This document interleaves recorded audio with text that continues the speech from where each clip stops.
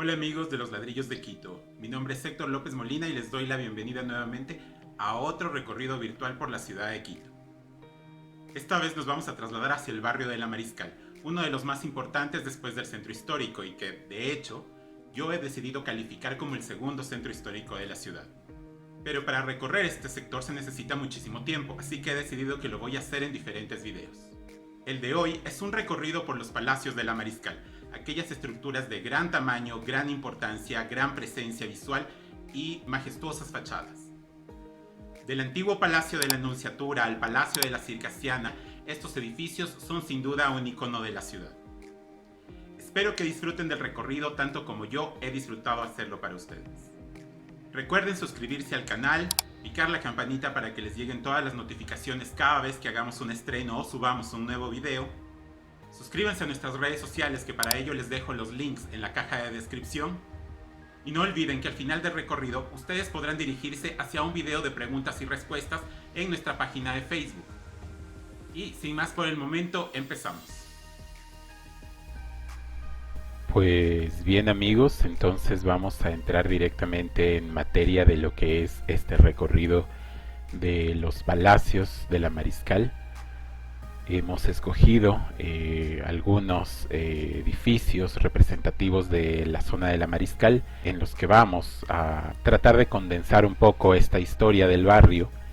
Empezamos el recorrido ya directamente con este edificio que vemos justamente en la pantalla, ubicado en la avenida América y Alonso de Mercadillo, en la zona de la Universidad Central del Seminario Mayor San José, que bueno, entre otras cosas, el seminario ya no funciona allí tampoco. El edificio pertenece en la actualidad a Radio Católica y como ustedes pueden ver, pues es un edificio de proporciones bastante grandes y probablemente muchos se han detenido a ver el edificio alguna vez mientras pasaban por el sector y debieron haberse preguntado cuál es la historia detrás de esto. ¿Fue siempre de Radio Católica? ¿Por qué un edificio tan palaciego para una radio? Pues bueno, vamos a develar justamente esas interrogantes y no solamente de este edificio, sino de además otros que también se encuentran en el sector. Bien, el Palacio de la Antigua Nunciatura Apostólica, que ese es su nombre realmente, ahora conocido como edificio de Radio Católica, es construido entre 1944 y 1950 por el arquitecto italiano Antonino Russo. Si ustedes recuerdan, en el recorrido anterior de los arquitectos italianos ya habíamos hablado de este arquitecto y de su hermano Paolo, que llegaron a Quito a inicios del siglo XX, y son de estos arquitectos que cambiaron justamente la fisonomía de la ciudad, y este es uno de los grandes edificios fuera del centro histórico que construyen para los personajes de la ciudad, ¿no? En este caso el edificio es un estilo ecléctico, es decir, que combina diferentes estilos, pero los que más sobresalen son el neogótico y el neomudéjar. El neomudéjar es de este estilo del sur de España, sobre todo es el estilo nacional de España, de hecho se le conoce así, y está inspirado en las construcciones dejadas por los moros en la zona de Granada, por ejemplo, el Palacio de la Alhambra, ¿no? Y el neogótico está inspirado, en cambio, en estas grandes construcciones francesas e inglesas e incluso alemanas de la época medieval, como las grandes catedrales, ¿no? Como Notre Dame, o como en este caso el neogótico ya aquí en el Ecuador es la Basílica del Voto Nacional, un gótico fuera de tiempo, pero inspirado en esos edificios. Y vamos a ir viendo cuáles son justamente los elementos de estos dos estilos, ¿no? En lo que se refiere a la historia del edificio, fue concebido para albergar la vivienda y dependencias administrativas de Monseñor Efrén Forni, que fue el primer nuncio apostólico del Vaticano para Ecuador.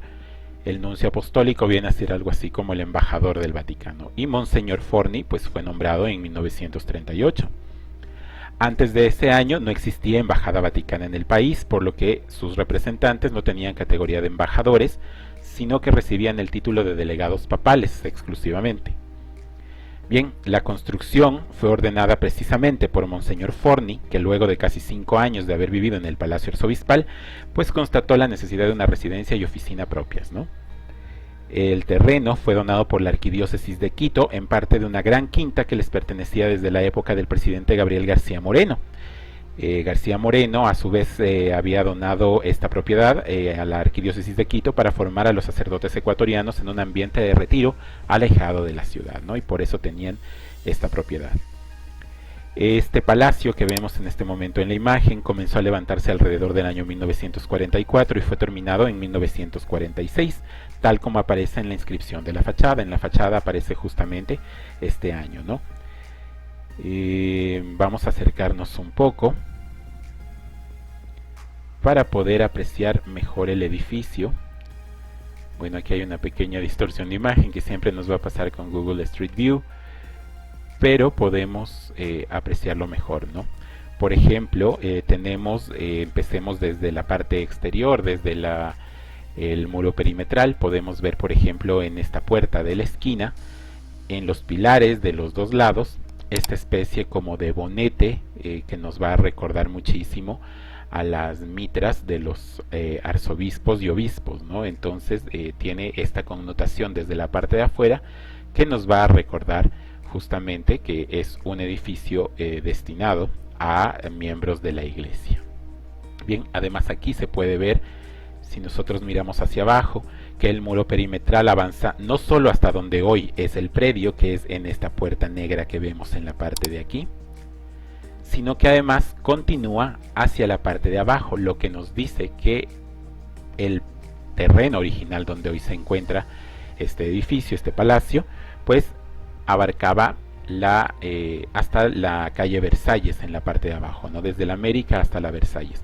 Hoy en la parte de la Versalles pues es un parqueadero nada más, pero da cuenta que fue parte del predio del Palacio de la Antigua Nunciatura, ¿no? El ingreso principal del palacio se encuentra sobre la Avenida América y es justamente esta puerta que vemos en la parte central, ¿sí? Flanqueada además nuevamente por estas dos torres que coronan estos bonetitos parecidos a los de los obispos, ¿no? A las mitras. La zona en donde se encuentra justamente el año en el que fue terminado es este pequeño friso de la terraza, y allí se van a encontrar algunos otros elementos también, ¿no?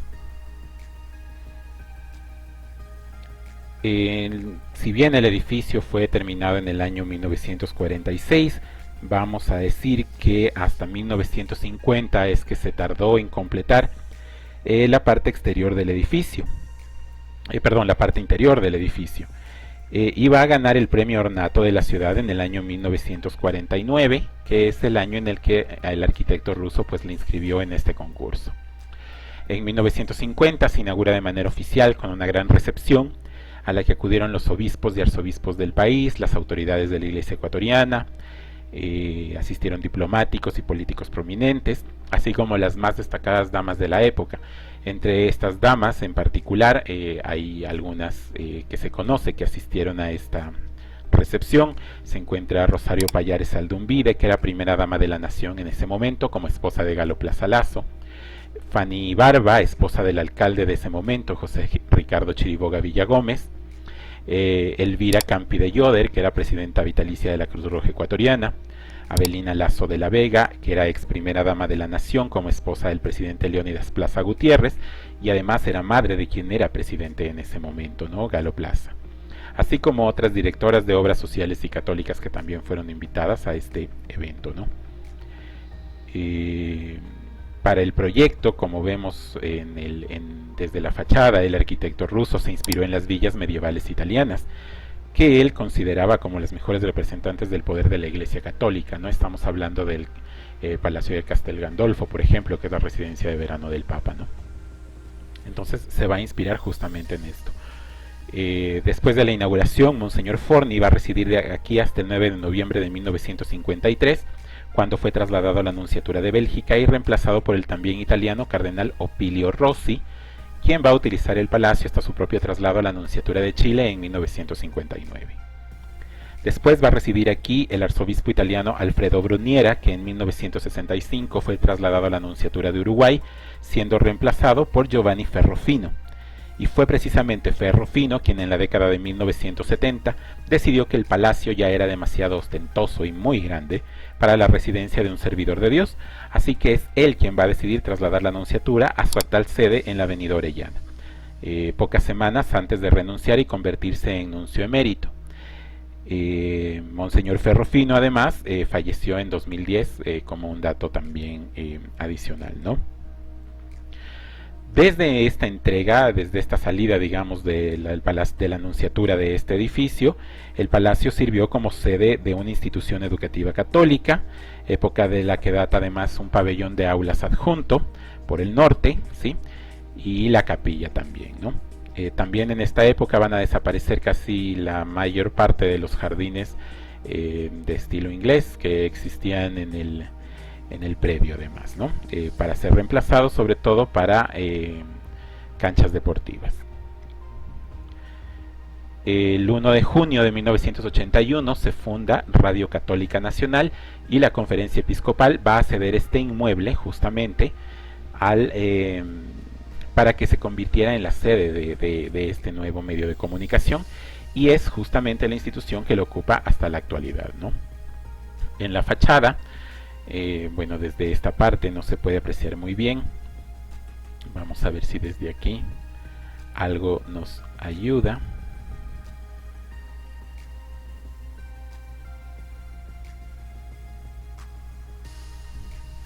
Bien. Bueno, de todas maneras no es que podamos hacer un gran acercamiento, pero creo que aquí podemos jugar ya un poco, ¿no? En la fachada podemos apreciar el escudo de armas del Vaticano, que se encuentra en la parte alta del lado izquierdo, el escudo de armas del Ecuador, que se encuentra al otro lado en el derecho. ¿Sí? Tenemos además el escudo del Papa Pío XII y el escudo de Monseñor Efrén Forni, que es el primer nuncio apostólico en el Ecuador, ¿no? Entonces tenemos estos elementos también. Bien, en el centro además podemos ver la imagen de la Virgen de Legarda, la Virgen de Quito, en cerámica, ¿no? Y en toda esta zona central del edificio que sale hacia la terraza sería donde estaría originalmente los aposentos privados del nuncio apostólico, ¿sí? Es decir, su habitación y sus antesalas. Bien, como les decía, este edificio está inspirado en villas italianas y podemos verlo justamente en el uso de este color ladrillo y del material justamente de ladrillo combinado además con la piedra, ¿no?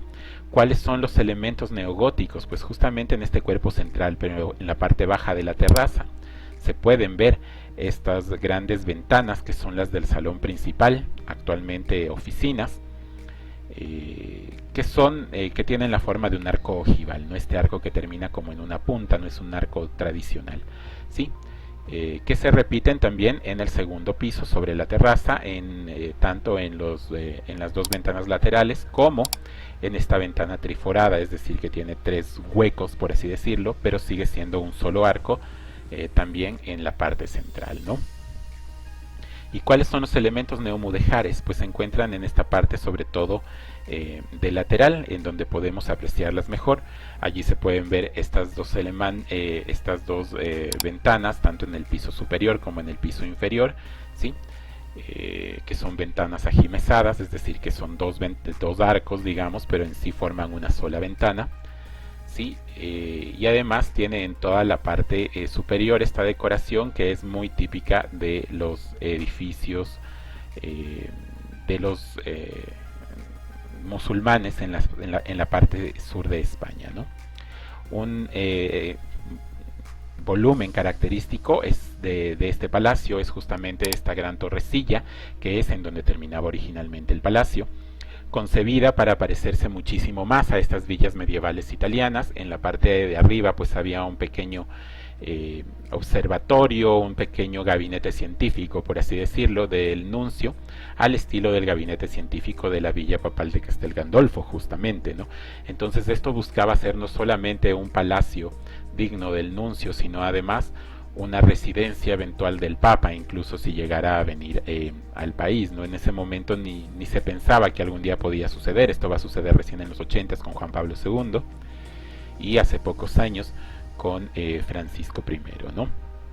Bien, la zona, vamos a ver si se puede ver desde la entrada.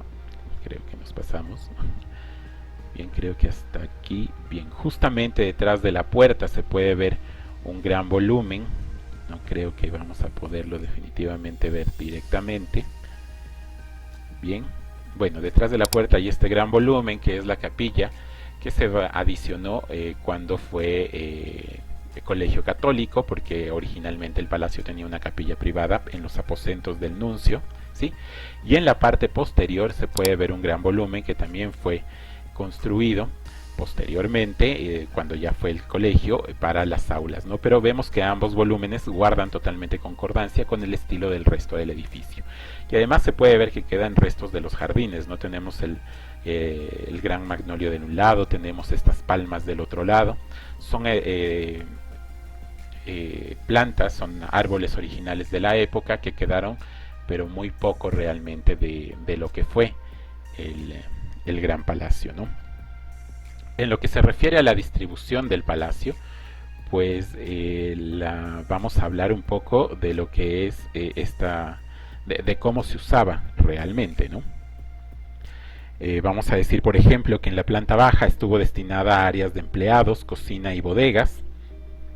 El primer piso era ocupado por el salón de gala, donde yo les dije en la parte central, ¿sí? Se comenta en algunos documentos, he visto que en este lugar se encontraba un trono papal, además, ¿no? No tengo mayores referencias de que esto haya sido así, alguna referencia gráfica al respecto, ¿no? En el segundo piso también se encontraban el gran comedor y las oficinas y dependencias de la nunciatura, incluido el despacho del nuncio, ¿no? Y por último, en el segundo nivel eran los apartamentos privados del nuncio, había una pequeña capilla personal y, como les digo, en la torrecilla esta especie de gabinete científico con una biblioteca y elementos de observatorio astronómico, ¿no? En la actualidad, como les digo, sigue funcionando como Radio Católica Nacional. Muchas áreas han sido adaptadas para ser oficinas, aunque en general el edificio se encuentra en un buen estado, tiene elementos originales como los pisos de madera de las galerías laterales y en la parte posterior además tiene una terraza bastante interesante en la que se encuentran escudos de armas de las principales autoridades eclesiásticas del Ecuador en la época en que se inauguró el inmueble. Estos escudos son los de Monseñor Enfrenforni, que se repite porque está en la parte de la fachada, pero se repite en esta terraza, que era el nuncio apostólico, Monseñor Hermida, obispo de Cuenca, Monseñor Mosquera, obispo de Ibarra, Monseñor Valbuena, que era el prefecto apostólico de Esmeraldas, Monseñor Bernardino Echeverría, obispo de Ambato, Monseñor Carlos María de la Torre, arzobispo de Quito, Monseñor Ordóñez, obispo de Riobamba, y Monseñor Heredia, obispo de Guayaquil. Entonces se encuentran representadas todas las autoridades de la Iglesia Católica Ecuatoriana en la parte de la terraza posterior, justamente la que da a la gran escalera de tipo imperial, es decir, que tiene doble retorno y cada piso sube en 2 tramos hasta un descanso, ¿sí? Y son 2 juegos de escalera hasta llegar al tercer piso, ¿no? Las áreas se distribuyen a cada lado de la escalera en 2 salas laterales, la norte y la sur, ¿sí? Y el salón principal que se encuentra justo frente al descanso del primer juego de escaleras que sube desde la planta baja, ¿no? El edificio pues está cubierto de un techo de teja, recientemente recuperado una de las alas, el ala norte, sin embargo el ala sur necesita recuperación, según nos comentaban la última vez las autoridades de Radio Católica, ¿no? Bien, ahora vamos a continuar por la Avenida América y vamos a bajar por la famosa Colón, el Boulevard Cristóbal Colón, ¿no? Un boulevard construido en realidad en la década de 1920, ¿sí? Cuando la ciudad recién crecía hacia el norte desde el centro histórico, ¿no? Aquí creo que podemos pasarnos al otro carril porque lo que quiero mostrarles está en una esquina apenas un poco más abajo, ¿no?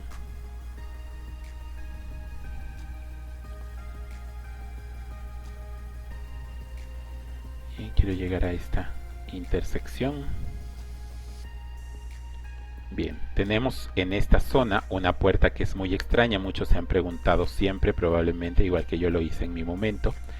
Esta puerta que, bueno, pues es muy majestuosa, realmente no coincide con la casa a la que da acceso, que es muchísimo más modesta, ¿no? Esto es porque la puerta perteneció en realidad al Palacio de la Circassiana, que es vecino, cruzando la avenida Versalles, la calle Versalles, ¿sí? Es una puerta tallada por Luis Mideros en la década de 1930, ¿sí? Que además fue la puerta de entrada de los jardines por el lado de la avenida Colón hacia la Circassiana, en particular a lo que fue el pabellón del museo, un pabellón que, si miramos, se encuentra todavía parte de él aquí, ¿no? En toda la zona central de la imagen. Fue cortado porque en realidad avanzaba hasta la mitad de la avenida Colón, hasta el parterre, y allí se encontraba esta puerta que vemos del otro lado, ¿no? Entonces daba acceso a este museo. Fue comisionado por Jacinto Gijón y Camaño, como les digo, como el ingreso lateral a los jardines del Palacio de la Circassiana, y a su vez al museo de acceso público que había conformado en esa zona, ¿no?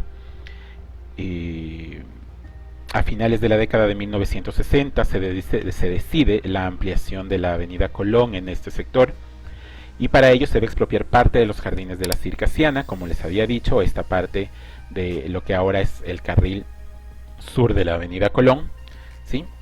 Y la puerta va a quedar en medio de los trabajos, por lo que la familia Gijón decidió rematarla. Y fue adquirida al parecer por estos vecinos del palacio, que la colocaron como ingreso a su propia residencia, ¿no? Y ahí quedó. Básicamente muchas personas siempre me he preguntado por qué una puerta así de impresionante está en una casa mucho más modesta, ¿no? Bien, por aquí atrás quisiera avanzar, aunque no es parte de los recorridos generalmente, pero esta zona de aquí, que se puede ver también desde el interior de los jardines de la Circassiana, pues es la casa del hijo de los condes de Casa Gijón,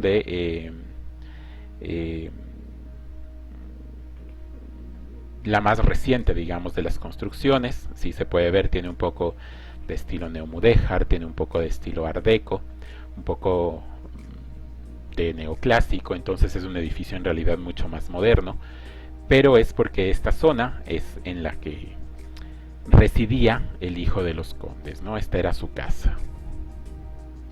Bien, vamos a continuar entonces por la avenida Colón. Y aquí ya estamos en la zona, como les había dicho, del antiguo museo, donde Jacinto Gijón y Camaño exhibía los resultados de sus investigaciones arqueológicas, antropológicas, ¿no?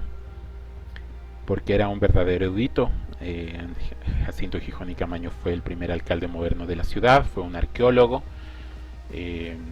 fue antropólogo, historiador, líder del Partido Conservador. Era una de las figuras más prominentes realmente de la política y la vida cultural del Ecuador en ese momento, ¿no? Como un detalle adicional, el pabellón del museo, cuando fue destruido, pues la colección fue donada a la Universidad Católica, que en la actualidad la exhibe. Esta colección que se encontraba en este pabellón la exhibe en el Centro Cultural de la Universidad, ¿no? Vamos a avanzar nuevamente hacia abajo, y aquí nos vamos a encontrar ya, hasta la actualidad incluso tienen estas pequeñas fotografías del Instituto Nacional de Patrimonio Cultural, lo exhiben como una pequeña galería al aire libre, ¿no? Pero aquí ya vemos detrás el Palacio de la Circassiana. Esta sería una de las fachadas laterales realmente, ¿no? Y este es el ingreso por el que el día de hoy uno accede al palacio, ¿no?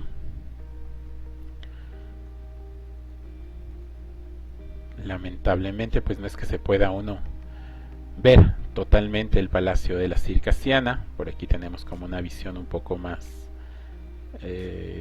completa realmente del palacio, para comentarles que en realidad este palacio tiene diferentes etapas constructivas. La una va de 1893 a 1908, luego vendría una segunda de 1920 a 1925 y una tercera de 1958 a 1970. El arquitecto inicial del Palacio de la Circassiana es Franz Schmidt. Habíamos comentado un poco de él en el recorrido anterior de los arquitectos italianos. Él es prusiano, de lo que ahora es Alemania, ¿sí? Entre sus obras cumbres en Quito se encuentra el Teatro Nacional Sucre en la Plaza del Teatro. También trabajó en el Panóptico de Quito, que después sería el Penal García Moreno, ¿sí? Entonces tiene algunas obras realmente importantes en la ciudad. Y él va a construir, sin embargo, solo una pequeña parte, ¿no?, del palacio, digamos que la mitad, porque originalmente este edificio está pensado para ser un pabellón de fin de semana, como casi todos los edificios de la zona de la Mariscal en la actualidad. Originalmente solo como quintas de fin de semana.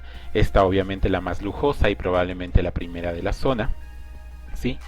Que fueron construidos en los terrenos de la comunidad indígena de Santa Clara de San Millán, cuyas tierras avanzaban desde la actual avenida 10 de agosto y subían totalmente hacia el volcán Pichincha, ¿no?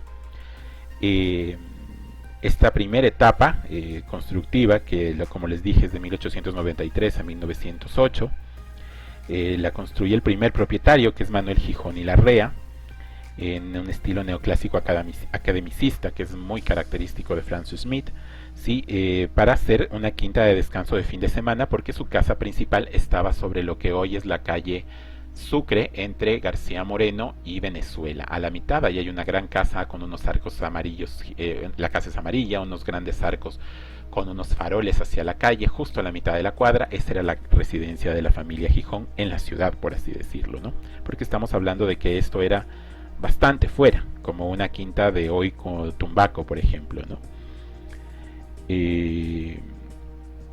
Entonces construye solamente esta pequeña quinta de descanso, que es básicamente el primer piso, con un pequeño volumen en el segundo piso, nada más. En lo que los salones del piso bajo van a estar en la habitación principal en el lado norte, una capilla en el segundo piso con un gabinete japonés, ¿sí? En la parte baja van a estar las bodegas, la cocina y las habitaciones de la servidumbre, en una especie como de semisótano, podemos decirlo, aunque en realidad es totalmente un primer piso, ¿no?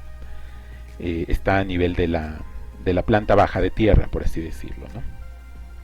El nombre de la Circassiana se comenta que fue justamente una sugerencia de la esposa de Manuel Gijón, la señora Dolores Camaño y Almada, porque en aquella época estaba de moda el concepto de que la mujer más bella del mundo era la mujer de Circasia, una zona que es al norte de Rusia, en la parte caucásica del Cáucaso. Y ella decía pues que el palacio era tan o más hermoso que estas mujeres de estas circasianas, ¿no? Entonces por eso ella sugiere que el nombre del palacio sea la Circassiana. Después va a haber otro proceso constructivo ya entre 1920 y 1925, cuando la familia decide trasladarse a vivir en la Circassiana, abandonar la casa de lo que ahora es el centro histórico y trasladarse a vivir a la Circassiana, cuando ya la zona de la Mariscal empieza pues a poblarse muchísimo más, ¿no? En este momento el propietario de la casa va a ser Jacinto Gijón y Caamaño, que les había comentado que es el primer alcalde moderno de la ciudad y quien realizó los trámites para que sea su hijo, no él, quien recuperara el condado de Casa Gijón años después, ¿no? Va a continuar esta ampliación con el estilo de Franz Schmidt, ¿sí? Y va a aumentar todo el segundo piso y va a cerrar el edificio por la parte posterior hasta formar un cuadrado perfecto, con dos alas laterales norte y sur y una posterior, el ala oriental, en donde van a ubicarse justamente dos grandes salones. El uno va a ser el salón comedor y el otro va a ser el salón principal, destinados principalmente para las grandes reuniones políticas que él tenía como líder del Partido Conservador, porque la familia Gijón pues no era una gran familia de muchas fiestas ni nada por el estilo, ¿no? Muy pocas recepciones en ese estilo, era más una pareja a la que le gustaba la vida privada, la vida más íntima, ¿no? Sin embargo, esta zona que les comento, el Salón de los Escudos y el Salón del Artesonado, pues estaban destinados a ser para las reuniones políticas del Partido Conservador que presidía Jacinto Gijón y Caamaño, ¿no? En esta misma época, además, en la parte de la avenida 10 de agosto, y nos vamos a dirigir justamente hacia allá,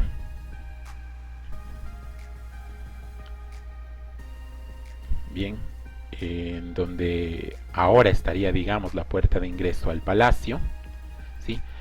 Pero más hacia la 10 de agosto porque digamos que el terreno avanzaba hasta donde ahora está la parada del trolebús, ¿sí? Nuevamente hubo una ampliación de la avenida y se tuvo que retraer la propiedad de la Circasiana.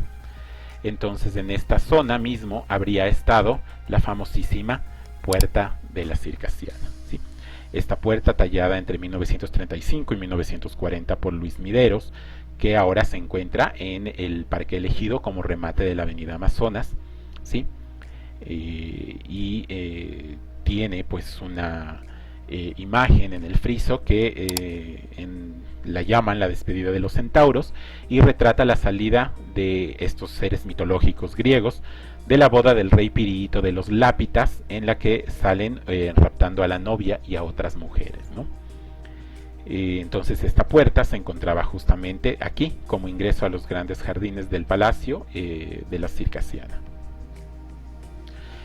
En la parte sur de este lado de la Circasiana, y vamos a avanzar por la calle Cordero para poderlo ver mejor realmente, se encontraba en cambio otra construcción importante, que es este edificio de ladrillo de aquí, ¿sí? Que no es otra cosa que la biblioteca, ¿sí? La biblioteca de Jacinto Gijón y Caamaño, que obviamente, como un ser tan estudioso del que habíamos hablado tanto, pues tenía una gran colección de documentos, de libros, de archivos, y se construyó pues este pabellón de biblioteca para poder guardarlos allí. El pabellón está conectado por la casa de manera subterránea. De esa manera pues Jacinto Gijón no tenía que salir cuando estaba ya muy tarde, se quedaba muy tarde trabajando en la biblioteca, pues no tenía que salir al sereno, por así decirlo, ¿sí? Y transitaba por la parte inferior de la casa. Actualmente este pabellón de la biblioteca es el Archivo Metropolitano de Historia, ¿sí? Y el paso entre la casa y la biblioteca pues está sellado debido a que el palacio es ocupado por el Instituto Nacional de Patrimonio Cultural y el Archivo Metropolitano que ocupa la biblioteca pues es otra entidad totalmente diferente, ¿no? En esta misma etapa, Jacinto Gijón y Caamaño, como les dije, va a mandar a construir además el Museo Arqueológico, que ya habíamos visto anteriormente sobre la avenida Colón, ¿sí? Y algunas esculturas para los jardines que se encontraban inicialmente en los jardines y que ahora se encuentran flanqueando la puerta oriental, que ha recibido por eso el nombre de Puerta de las Estaciones, porque las esculturas representan a las 4 estaciones: invierno, verano, primavera y otoño, ¿no? Cada uno con sus respectivas alegorías a cada estación del año. Bien, y luego en 1958 y 1970 va a tener lugar la tercera etapa constructiva ya del palacio, que es la que les había mostrado en la parte posterior, con la casa del hijo de los condes, y además en el lado de la avenida Colón pues de esta gran portada de piedra con el escudo del condado de Casa Gijón, ¿no? Ya cuando la familia finalmente recuperó el título nobiliario, y por eso pues mandó a hacer esta gran portada como un recordatorio de ello, ¿no? Como un homenaje justamente. Bien, en 1990 el Estado quiso adquirir el palacio para convertirlo en residencia presidencial, pero las negociaciones con los Gijón no se llegaron a completar nunca. En 1998 el inmueble fue adquirido por el municipio y restaurado parcialmente por el Fonsal.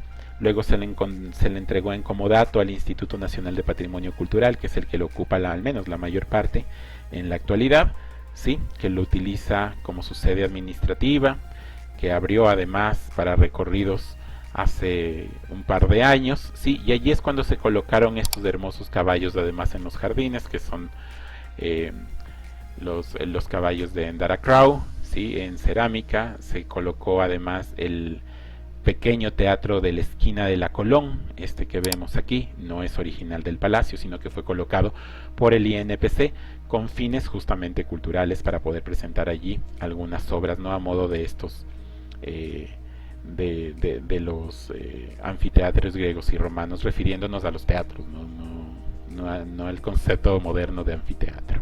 Bien, y este es justamente uno de los palacios más importantes de la ciudad, el Palacio de la Circassiana. Bien, vamos a continuar por la avenida 10 de agosto, ¿sí?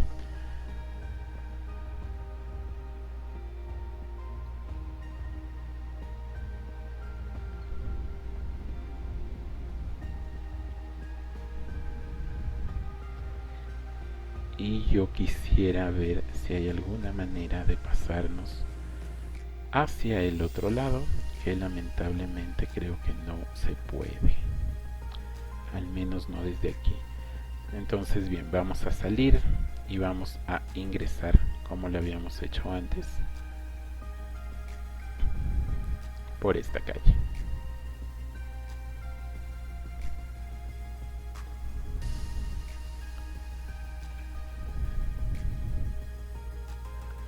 Vamos a avanzar hacia la esquina. Espero no pasarme. Creo que es esta. Sí. Y vamos a ingresar por esta calle. Bien, ¿por qué por aquí? Pues aquí nos vamos a encontrar con otro palacio. Bueno, primero en el lado de la calle Marieta de 20 Milla. Sí, creo que nos va a cubrir todo el tiempo el bus, ¿no? Sí. Bueno, se encuentra una pequeña casita, que lamentable que no podamos verla en su totalidad por el que el bus se encuentra allí. Sí, esta casa que se encuentra en el medio, dentro de un gran jardín, es la Quinta del Hortelano. En la actualidad es pues sede de la Confederación de Trabajadores del Ecuador, ¿no?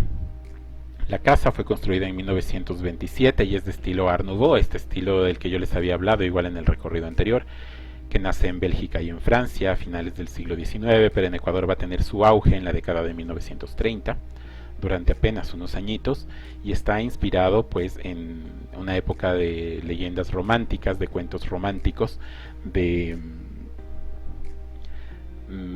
inspiración floral, muy coqueto, muy femenino, muchas curvas, por ejemplo, ¿no? Entonces la casa es de ese estilo, ¿sí? Y fue, o al menos se cree, que fue levantada para el hortelano de la Hacienda San José, que ocupaba toda esta zona de la actualidad, entre la Colón y Orellana, y desde la 10 de agosto hasta la 6 de diciembre, ¿sí? Y se sabe, pues, por ejemplo, al analizar la casa, que las vigas de la casa son rieles de ferrocarril, algo que se hacía bastante en la época, debido a que eran estructuras muy resistentes, ¿sí? Ahí tiene también un semisótano al que se accede por la puerta bajo la escalera de ingreso, que eran las bodegas del hortelano, y existían algunas habitaciones de otros empleados además, ¿no? Las palmeras además que se encuentran en el patio trasero son originales y tienen más de 100 años, y obviamente pues son parte del inventario de de flora patrimonial del distrito metropolitano, ¿no? La casa fue rematada a lies a finales de la década de 1980 y fue adquirida, como les había dicho, por la Confederación de Trabajadores del Ecuador en 23 millones de sucres de la época, ¿sí? Y bueno, pues ellos son quienes la mantienen justamente hasta la actualidad. Bien, esto no es un gran palacio, pero me parece que es una estructura bastante bonita y que seguramente cuando ustedes han pasado por la 9 de octubre también se han detenido a verla. Y bien, justo al frente de la Quinta del Hortelano tenemos esta otra gran edificación, ¿sí? Que quizás ustedes la vieron alguna vez, también al pasar por aquí, ¿no? Se trata del Palacio Peña Herrera, ¿sí? Es un palacio construido alrededor de 1935. Desconozco realmente el nombre del arquitecto y tiene un estilo bastante neoclásico. De hecho, tiene un estilo que recuerda muchísimo a la circasiana, ¿no? existe la posibilidad de que este inmueble haya sido la casa original, o al menos ocupe el lugar donde haya estado la casa original de la Hacienda San José, según me han comentado. No es un dato que yo todavía he podido comprobarlo de manera certera, ¿no? Lo que sí es que existían pesebreras o establos hacia la parte de atrás, hacia el lado, digamos, de la avenida 10 de agosto, porque estamos a una cuadra nada más de la 10 de agosto, ¿sí? Y además que por toda la parte norte corría una quebrada, ¿sí?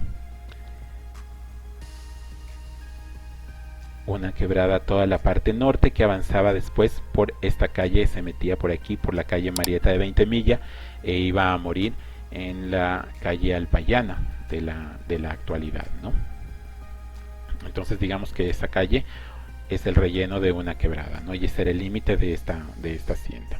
Bien, el propietario de la casa que vemos en la actualidad, el propietario original, fue Luis Antonio Peñarrera Mantilla, que era primo de la familia Mantilla Jácome, los fundadores de Diario El Comercio, ¿sí? Y también de su esposa Argenta Perkins, que ella era una dama estadounidense. Bien, Peñarrera fue ministro de gobierno y embajador de Ecuador ante el Vaticano en la década de 1960, ¿sí? Y en 1932, años antes, durante la batalla llamada de los 4 días aquí en la ciudad de Quito, causada por el triunfo electoral de Neptalí Bonifaz, el primer conservador en ganar las elecciones presidenciales desde que los liberales subieron al poder en la época de Eloy Alfaro. Todo esto resultó pues en una batalla campal básicamente entre liberales y conservadores. Le destituyeron de la presidencia, no sin antes toda una batalla que duró literalmente 4 días. Pues en esa época Peñarrera huyó primero a la hacienda La Ciénega en Cotopaxi, ¿sí? Y de allí regresó para refugiarse en esta que era ya su casa, ¿no? Entonces digamos que aquí hubo también una especie de búnker, por decirlo de alguna manera, para que se entienda, ¿no? En esta casa también nace su hija Argenta, que se llama igual que su mujer, Argenta Peñarrera Perkins. Y cuando su padre va a ser nombrado embajador en Italia, pues ella se va con él a Roma, y allí se involucra muchísimo con organizaciones juveniles de corte católico, ¿sí? Como la famosa Focolare en la época, ¿sí? Y cuando regresan acá a Quito, pues ella va a traer justamente este movimiento, lo va a fundar aquí, y se va a convertir además en su principal benefactora y reclutadora también de nuevos miembros de Focolare, ¿no? Ella va a ser justamente quien herede el inmueble, y en la casa va a vivir hasta el año 2015, en el que tristemente fallece doña Argenta Peñarrera Perkins, ¿no? El propietario actual, según se sabe, es un sobrino de Argenta, ¿sí? Que vive en el extranjero, y él está buscando recuperar el inmueble, o en el peor de los casos, pues ponerlo a la venta, porque mantener una propiedad de estas características tan grande, como podemos ver en las imágenes de los interiores que les voy a colocar, que les estoy colocando, es bastante oneroso, ¿no? Yo he aprendido, como siempre digo en mis recorridos, a dejar de señalar a la gente que no tiene en buen estado sus casas patrimoniales, porque con el tiempo y la investigación y conversando con ellos me he dado cuenta que es extremadamente caro mantener una propiedad patrimonial, hacerle cualquier intervención, así sea para rescatar algo o porque se dañó una tubería, pues necesita cumplir ciertos estándares patrimoniales que son demasiado onerosos, y tristemente pues no están al alcance de todos. Es por eso que la mayor parte de estas casas patrimoniales que se encuentran en buen estado, son generalmente propiedad de alguna entidad del gobierno o del municipio de Quito, o este tipo de entidades realmente, ¿no? Bien, entonces luego de pasar por el Palacio Peñarrera, uno que seguramente ustedes desconocían, ¿no? Totalmente, quizás pasaron por allí pero no se imaginaban todo lo que había allí dentro. Esa es la idea de estos recorridos. Bien, vamos a avanzar. Aquí hay otras casas que son muy bonitas. Tenemos esta de estilo neocolonial, que yo conozco que fue de la familia Gangotena, algunas de las ramas de la familia Gangotena, desconozco exactamente cuál, que está recuperada en la actualidad, muy bonita, como les digo, neocolonial, el estilo de las casas que buscan parecerse a las grandes construcciones de la época colonial, como templos o haciendas, ¿no? Y luego tenemos en la esquina esta sede de una universidad en la actualidad, ¿sí? una casa de estilo también ecléctico que combina el Art Nouveau con el neoclásico. El uso de medallones es bastante obvio, además en esta construcción, ¿no? Bastante bonita, además, ¿no? Es quizás del sector una de las casas más bonitas que hay, ¿no? Compacta en lo que se refiere a su estructura, ¿sí? Rodeada de jardines. Eso era la Mariscal en la época, ¿no? Porque la Mariscal, cuando nace en 1920, y bueno, ya podemos hablar de eso en otro recorrido virtual, es un sector que busca tener estas quintas de descanso con casas en el centro, no como las de la parte histórica actual de la ciudad, que son casas con un patio al centro más bien, ¿no? Aquí se busca que la casa esté en el centro y todos los jardines le rodeen, ¿no? Es una quinta de descanso justamente lo que se busca. Bien, llegamos a otra casa de mis favoritas. Esta belleza que ustedes ven aquí, en la calle Cordero, entre Páez y 10 de agosto, es nada más y nada menos que la Villa Helvetia, construida en 1923 por Francisco Durini Cáceres, a quien probablemente recuerdan también del recorrido anterior de los arquitectos italianos. Para mí el arquitecto más importante de la primera mitad del siglo XX, suizo, de la parte italoparlante de Suiza, sí, que llega a Quito. Y bueno, entre sus obras están, por ejemplo, el edificio del actual Museo Numismático, el antiguo Banco Central, está el antiguo Círculo Militar, está el monumento a los héroes de la independencia de 1809 en la Plaza Grande, bueno, un sinnúmero, ¿no? Está algunas fuentes en Riobamba, en Ambato, un sinnúmero de obras a lo largo y ancho del país realmente, ¿no? Esta casa la construye él para sí mismo, para vivir con su familia, ¿sí? Y tiene un estilo ecléctico. Va a combinar aquí el Art Nouveau de los años 30, que va a estar de moda un poco más adelante, pero él, como un arquitecto visionario, para su propia residencia, pues va a construir algo más de avanzada, que es algo común en realidad en los arquitectos, ¿no? Y lo va a combinar con otro estilo que ya está de moda en ese momento en Estados Unidos, pero al Ecuador llega recién en los años 50, que es el Art Deco. Bien, un edificio Art Deco conocidísimo es, por ejemplo, el edificio Chrysler, ¿no? O el Empire State.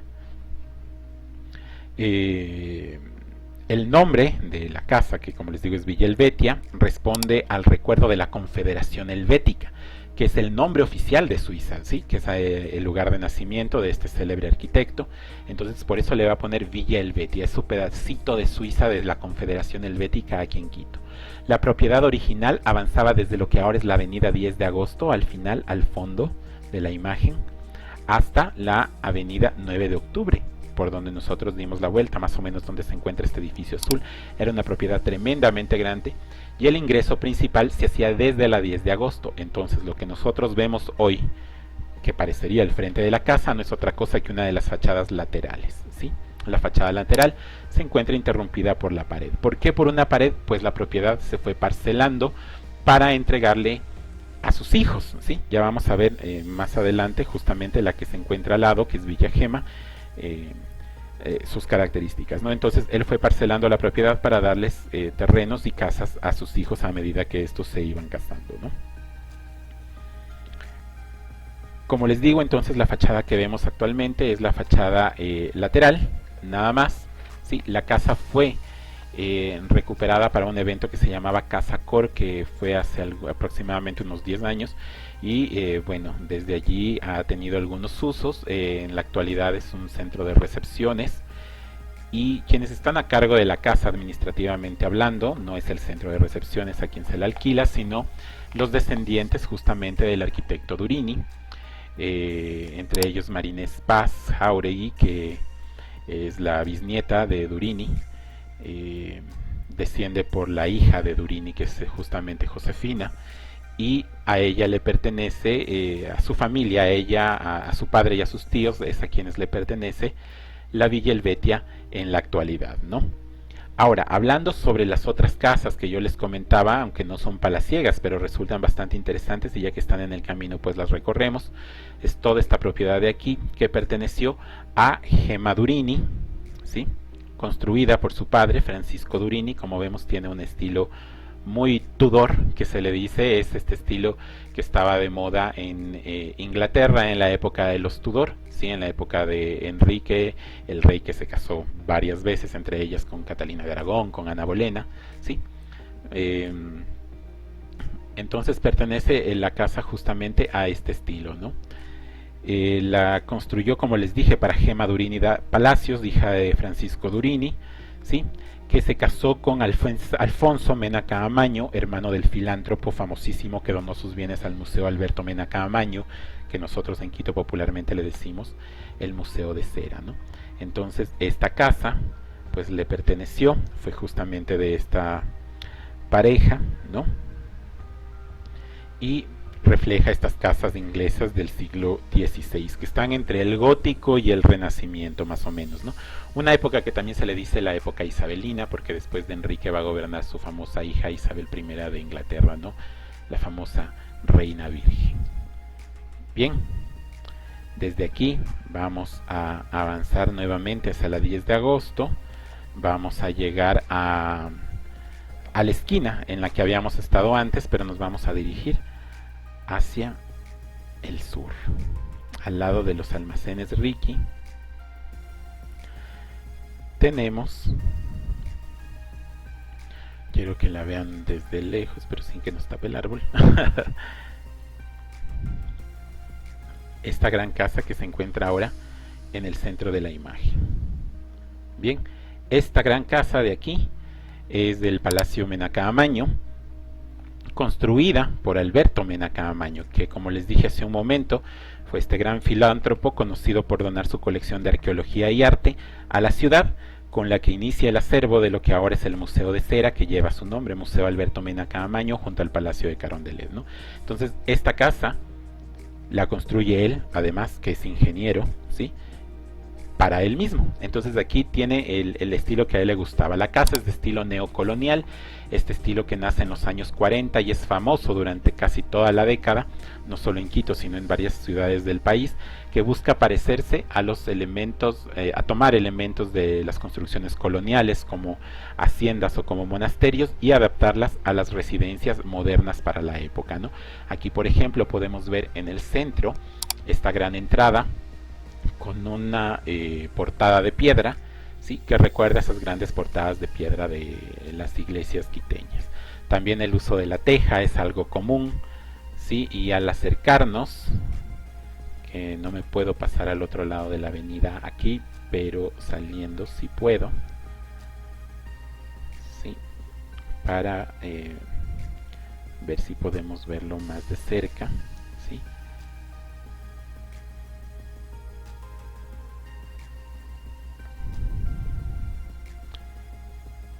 Bien, el uso de las ventanas, por ejemplo, las que se encuentran en la parte de aquí, ¿sí? Las ventanas ajimezadas, como les había dicho, que son una sola ventana, pero parecieran visualmente dos diferentes, separadas por una pequeña columna salomónica, son característicos también de este estilo. También el trabajo de hierro forjado en las ventanas, que es de un elemento más decorativo que de seguridad, ¿sí? Las grandes escaleras de ingreso de piedra son características populares justamente de este estilo, ¿no? ¿Qué otros edificios había diseñado Mena Caamaño, como para que tengamos una idea de lo que hace este ingeniero? Pues el famoso edificio de la Previsora, el primer rascacielos de Quito en el centro de la ciudad, en las actuales calles de Espejo y Guayaquil, en la Plaza Chica. Es uno de los edificios además que construye justamente él, y es socio de la famosa constructora Mena Atlas, ¿no? Que por eso lleva su apellido, que construye, por ejemplo, también el actual Estadio Olímpico Atahualpa en las Naciones Unidas y 6 de diciembre, ¿no? Pese a que su estilo, como vemos, es más art deco en lo que se refiere a su trabajo hacia los demás, pues para él mismo va a construir esta gran mansión de estilo neocolonial, ¿no? Al interior de la casa pues existen aproximadamente 20 espacios entre habitaciones y salones, una gran escalera de estilo Art Nouveau, tallada ricamente, ¿sí? Al igual que todas las puertas de la casa pues también son talladas en un estilo que llega a parecer incluso barroco también, ¿no? Posee además unos amplios sótanos de estilo medieval, es decir, que son tipo como una cueva, por así decirlo, ¿sí? Que eran usados para habitaciones de la servidumbre, para bodegas y también para cocinas, ¿no? Allí también funcionaba la cocina. Luego de que la familia abandonó el edificio, ellos mismos fundaron un colegio, el famoso Colegio Mena Caamaño, que funcionó durante larguísimos años en esta propiedad y después fue convertida en hotel, época de la que datan las esculturas del jardín, esta que vemos de hecho en la parte de adelante, que es una representación de la leyenda de Cantuña, y hacia el lado norte todo un pabellón adosado a la pared que fue construido para el casino y que está precedido a las escaleras de ingreso por esculturas de Atahualpa y de Huáscar. El edificio actualmente se encuentra a la venta y esperamos ver qué es en lo que va a terminar este proceso, ¿no?